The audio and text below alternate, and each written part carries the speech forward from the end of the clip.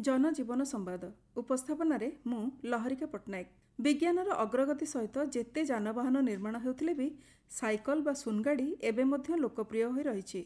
Cycle चलाइबा स्वास्थ्य पई जेतिकी हितकर एहा परिवेश को प्रदूषण मुक्त रखिबारे भी प्रमुख भूमिका ग्रहण करिथाए।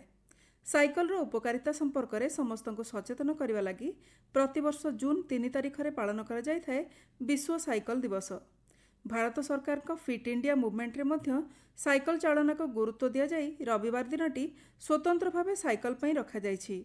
संडेज ऑन साइकल रे देशर विभिन्न सहर रे साइकल चालना कार्यक्रम करा जाउछि। एहार उद्देश्य होछि देशर नागरिक मानकु निज दिनचर्या रे अति कम रे 30 मिनिट शारीरिक कार्य करने को प्रोत्साहित करबा। ए क्षेत्र रे साइकल चालना एक पूर्णांग व्यायाम बोली कहा जाय पारे। दिनक परे आसुथिबा विश्व साइकल दिवस अवसर में साइकल को नहीं आसंतु जानिबा केतेक रोचक कथा।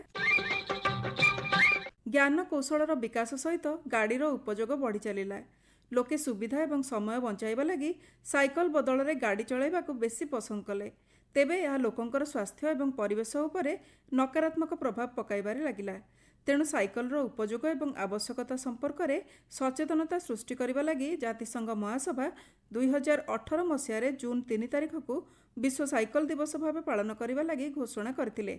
एथिपाई अभियान आरंभ करथिले जड़े समाज विज्ञानी प्रोफेसर लेस्जेक सिविल्स्की। यूरोपीय देश में साइकल भली यान व्यवहार करने पाई अष्टादश शताब्दी रे धारणा सृष्टि होइतिला। 1817 मसीह जर्मन कारीगर बारोन कार्ल भन रेस प्रथम करी साइकल तैयारी करथिले। सेतेबेले एहाकु हॉबी हॉर्स बा काठ घोड़ा बोली कहा जाउथिला। एहा परे आधुनिक साइकल भली देखा जाउथिबा जानकु 1839 मसीहा बेलକୁ रूप देइथिले स्कॉटलैंडर किर्क पैट्रिक मैकमिलान। मैकमिलान का साइकल रे लोके पेडाल मारी आगकु जिबारे सक्षम हेले। सेथिपई एहाकु प्रथम आधुनिक साइकल बोली कहागला। 1890 मसीहा परे भारत में साइकलर प्रचलन आरंभ होइतिला। नेशनल फैमिली हेल्थ सर्वे अनुसार भारत में प्राय 50% परिवार पाखरे साइकल रही। भारत विश्वर द्वितीय बृहत्तम साइकल उद्योग बोली कहा जाए। तेबे विश्व में नेदरलैंड साइकल व्यवहार में प्रथम स्थान रे रही। साइकल एवं यातायात अपेक्षा व्यायामर प्रमुख माध्यम होइछि।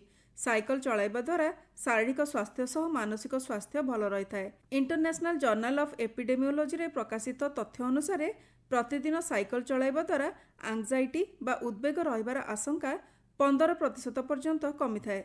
विशेषज्ञों मतरे प्रतिदिन सकाळु साइकल चलाइले रक्त संचालन ठीक हुए एवं शरीर को शक्ति मिले। द्रुत गति रे साइकल चलाइबा द्वारा अधिक कैलोरी खर्च होई ओजन कमाइबारे सहायक हुए। साइकल चालन द्वारा मेटाबॉलिज्म भल हुए एवं पाद कांध तथा हाथर मांसपेशी मजबूत होता है। रोग प्रतिरोधक शक्ति बढ़े। निज शारीरिक क्षमता अनुसार 15 ରୁ 20 मिनिट किंबा 30 ରୁ 40 मिनिट पर्यंत साइकल चलाई पारिबे।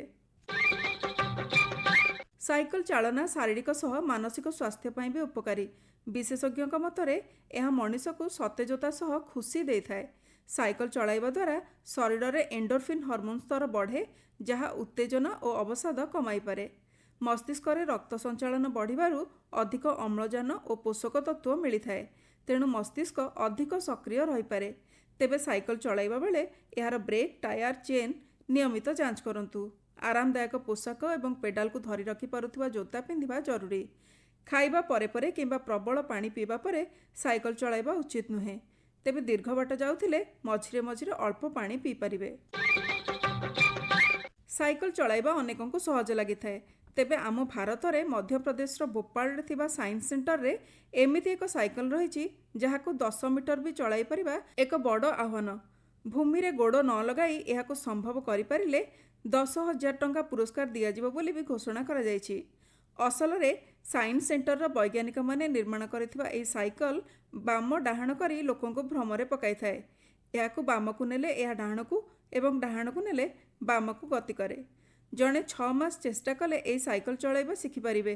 किंतु एथिपाई साधारण साइकल चालन को भूली जिबाकू हेबो बोली वैज्ञानिक कहती।